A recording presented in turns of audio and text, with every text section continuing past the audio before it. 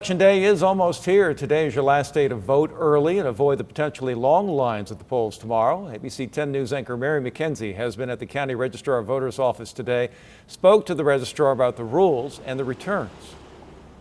In-person early voting started Saturday. It continues today, and at 235 of these super polling locations, each one is designated 100 feet of space so that no electioneering or intimidation can happen where voters are casting their ballots. What we want from voters is to be respectful of another voter's rights to be able to cast their respective ballots. And it's the law, which Michael Vu says will be enforced. There are signs clearly marking that space at each polling location.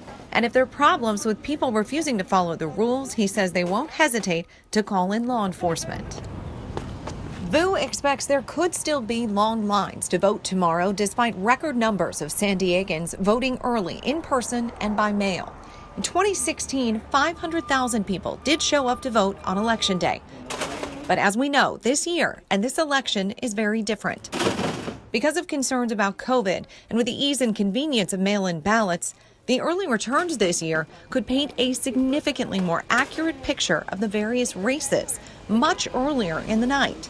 At 8 p.m., shortly after the polls close, It could be upwards of 60 to 70% of the overall votes cast. versus 2018, when the early numbers reflected just 33% of the vote. It could be telling. For some, it might show really wide gaps, and in others, it'll show like it's neck and neck. If you're waiting until the last minute, you do need to be in line to vote by 8 p.m. tomorrow, and your mail-in ballot has to be postmarked by tomorrow at the latest. Mary McKenzie, ABC 10 News.